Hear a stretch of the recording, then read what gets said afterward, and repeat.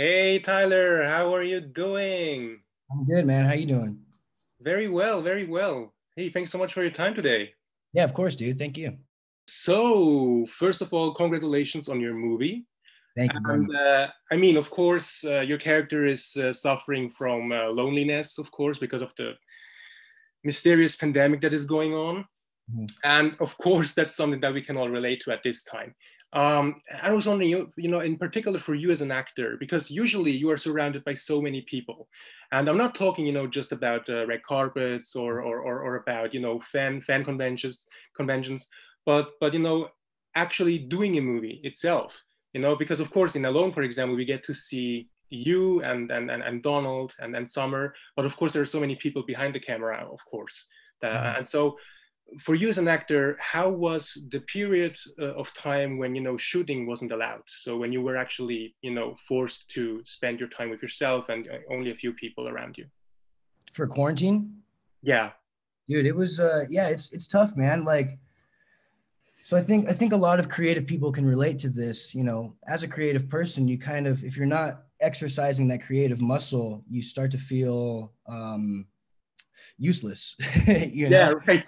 And or maybe not that extreme, but you start to feel like you need to get that out somehow. And so when there's no jobs that you can book, for me, I started being creative in other ways. I started making my own projects. Yeah, But you do have to, like, sit with yourself a lot. But for me, I developed kind of like social anxiety, um, all right. about a few years ago from Teen Wolf and being recognized. And so Oh, all right. I kind of like to stay inside. I don't really go out too often. So when the pandemic came around, it was not too uncomfortable for me to sit alone with myself. But I did, at the same time, discover a lot of things about myself, and um, just kind of wanting to progress and keep, like I said, the creative muscle moving. And Mhm. if there's no jobs out there, create them for myself, and just keep going and trying to reanalyze who I am as a person. So I think everybody dealt with that. Absolutely, absolutely. That's super interesting. And the thing is, of course, a lot of people right now are asking themselves, what are my priorities? They start, of course, when they are forced to, when they are left alone with their own thoughts. They of course go like, okay, is the life I lived already, is that really the right one, or should I make new priorities and stuff like that?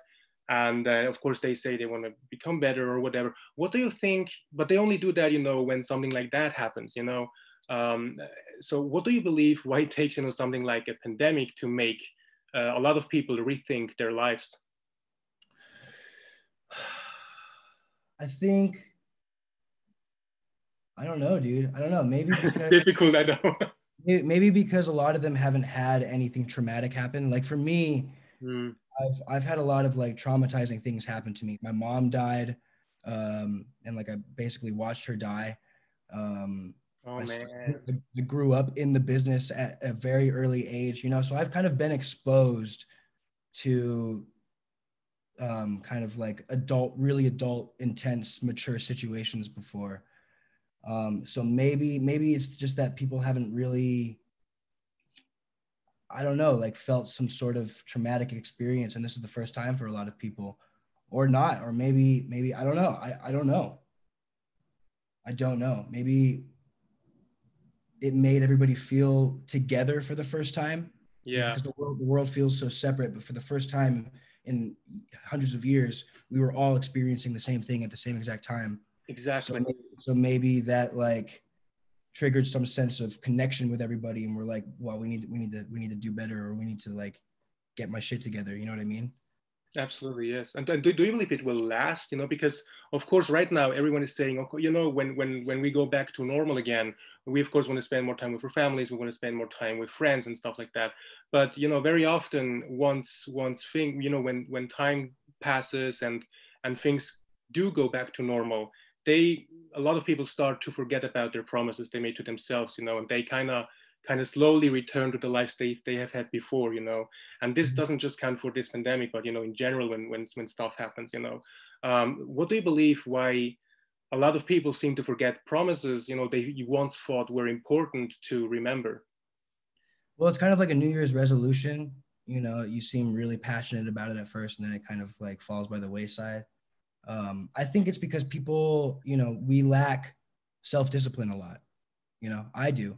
I'll say I want to commit to something, working out, eating better, and I'll do it for a few days and then stop. You know, Hmm. so I Right. think I think maybe like we as humans sometimes overwhelm ourselves with a task. You know, it's Right. like I want to be a better person, but that's not going to happen overnight. You know, so Exactly. the person that we want to be, it takes a little time to get there. But that person, you know, we don't see that time that it takes to get there. We just see that end goal, and it's like, fuck, that end goal is really unachievable right now and so hard to be. It's overwhelming. So I'm just going to stop making that progress. You know, so I think that's part of the reason we just have, it's hard to self-discipline ourselves. Absolutely. Yes, absolutely. You know what I enjoyed about the film was, you know, when I got to see your dad as your dad, you know. Yeah. And it's, you know, very funny because very often, you know, celebrity kids or actor, you know, kids from actors are getting asked the question, what did you learn from your father? You know, what did he teach you about acting and stuff like that? You know, of course that comes with because older people, of course, have more life experience and more work experience and they can share a lot. But very often, of Mhm. course, you can learn from young people as well. So I was wondering, what do you believe is it that your father actually learned from you about acting or art in general? Oh my God. I Do don't you think know. there's something? I didn't learn everything from him. Um, So what did you give him in return? I think maybe just like how to keep your composure, you know, like Hmm. dealing with fame and being a celebrity. Yeah, You know, I reached a level he had never got to in his career, and you know, I still try to be as humble as possible. And maybe, you know, he did teach me that, but maybe the longevity of it, he learned from me. I don't know. I really don't know. Um, yeah, I'm not sure. I don't know. all right. Yeah, yeah. Well, it's not that easy to, yeah. Uh-huh. um, you know, your character, of course, is at one point in the film, very early on, actually, he's about to give up because, of course, there are no other survivors. There are, of course, his apartment is surrounded by zombies and food is little Mhm. to nothing. Um, but he kind of finds hope again. So, and you spoke about, you know, tough times and so on. Of course, we, from the moment we are born, of course, we start to lose things already. I was wondering, whenever you feel like you are about to give up on your talent or on your art in general, how do you make sure, you know, you stand up and you grab that piece of hope you feel? I think you have to know that that when you do doubt yourself, that's just part of the cycle. Like I don't like Mhm. doubting yourself feels scary because it's like, oh shit, I'm not good enough. Why do I have this self-doubt? But it's supposed to happen, I think. So you have to not let it beat you. You have to know that it's gonna pass, Yeah, and you know, trust yourself.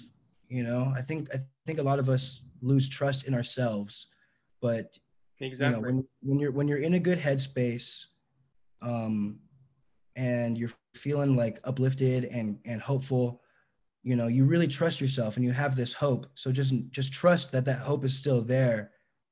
And there's just these moments of self-doubt that kind of need to happen. You know, it's like you build up steam, you have to let it out somehow, you know.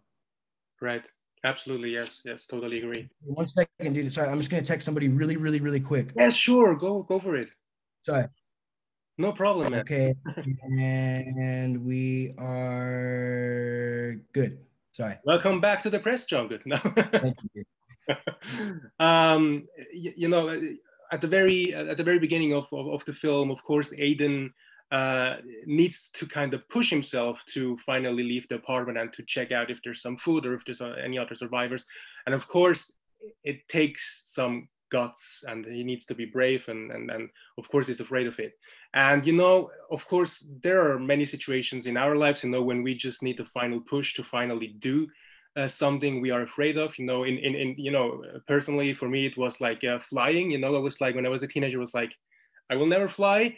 And then, when I was 17, 18, I was like, hold on, if I never fly, I will never get to see America, will never get to see Australia. And then I was like, okay, I have to do that, this first step. And after that, you were like, so I was wondering, did you ever had something like that in your life? Were you ever afraid, to do the first step towards something, and then you did it and you were just so proud you did it? Yeah, I think so, dude. All the time. Like a big thing for me is having to teach myself that, just rip the Band-Aid off. That expression where it's like, if you just do it this one time, it's going to be easier and easier and easier. And so for me, it was just being honest. I felt like there were a lot of things from my childhood that I wasn't really like honest about. And I just needed to like get shit off of my chest. And it was like, scary for me at first, but then once I was honest with people, it's so much easier for me to kind of just like, be honest and share how I feel. And what else? I mean, like, I don't know, like getting on stage for the first time and performing music, it's scary. All right. Yeah. But like, you gotta do it once, and then you feel better about it, hopefully. You don't shake anymore when you go on stage. Yeah, well, sometimes shaking comes from excitement. Yeah, right. And what when I died laughing, it was when I saw that Aiden found some peanut butter, and how much how happy he was when he discovered it, and it's so funny because that of course is something that we have every day in our lives, so it's not under normal circumstances, it's nothing special, but when you don't have it anymore, then it's like, oh man, it's like the best thing ever. And I was like, because you are, of course, used to very big stuff, like I said before, like premieres and stuff like that. But what is, a tiny, precious little thing? What is it that can, a tiny, precious thing that can put, like the biggest smile on your face? I mean, music, having a guitar with me, like being outside at the perfect moment where the sun's hitting you, but there's like a nice breeze. A clean house, cleaning my house. That's a good one. Yes, you don't want to have to anything where it doesn't belong, right? yeah. It's very peaceful and relaxing. A candle, a nice little candle. Right. Yeah, pretty much that kind of shit. Yeah, super.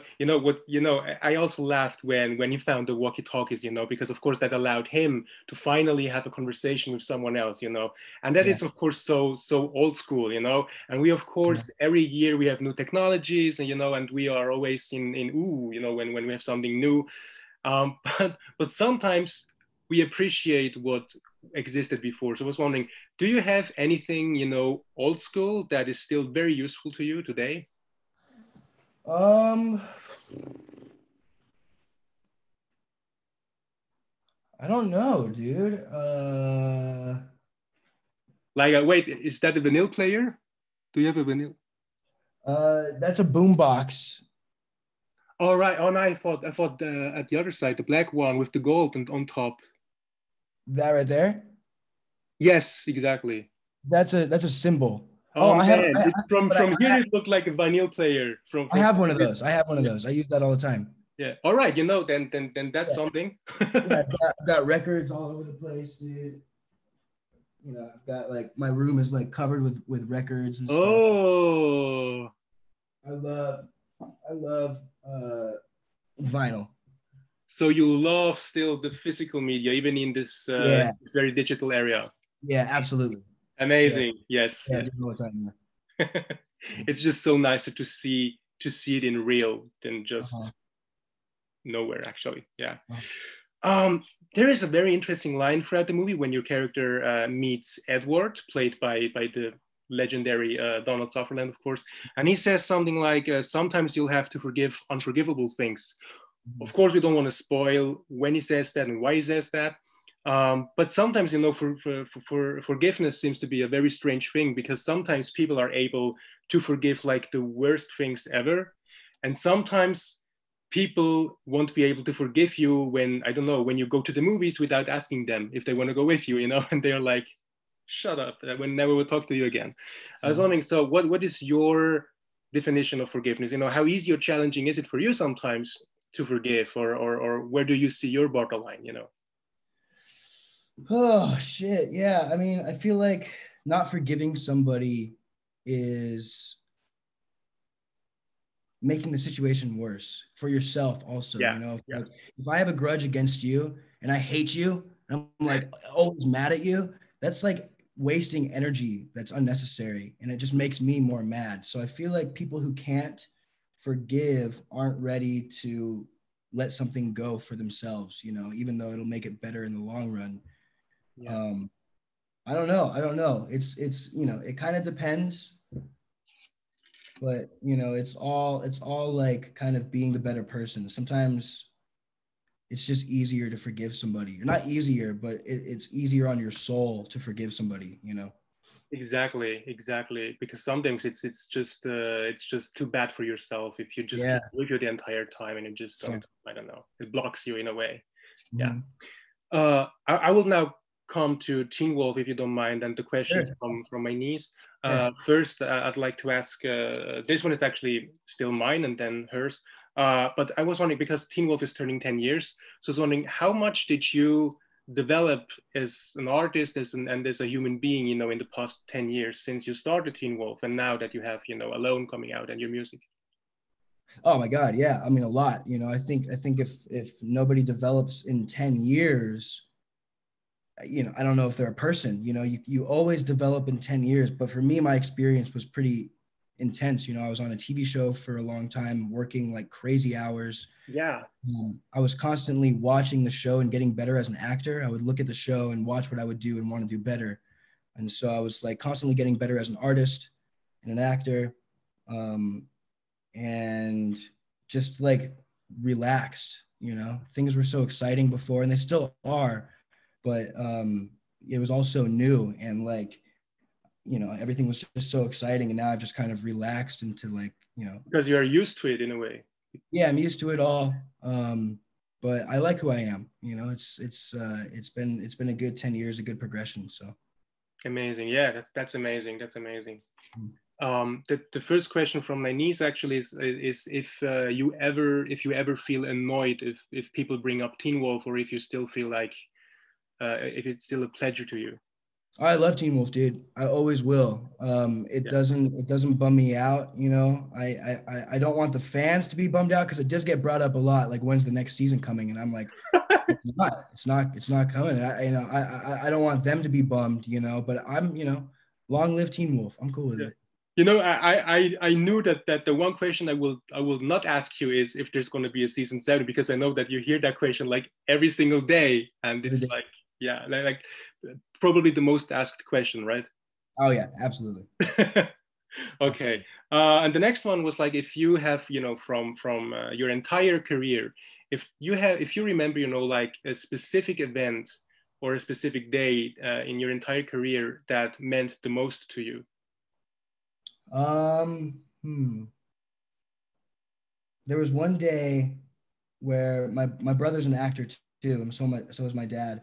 And my brother and my dad were working on the same TV show, and I got to go to set with my older brother to visit my younger brother and my dad while they were working. And just being a family and getting to work with each other is always like the coolest thing in the world. So that always sticks out to me. Oh, that's nice. That's awesome. Tyler, of course, I want to thank you very much for your time today. Thank All the you. best for your movie, for all of your projects, for your music, for your movies, for your shows, for everything you have coming up. And yes, hopefully we can repeat this another time when you have something new coming out. Yeah, thanks, man. I appreciate that. Thanks so much, Tyler. All right, bud. Enjoy your See you. day. You Thank too.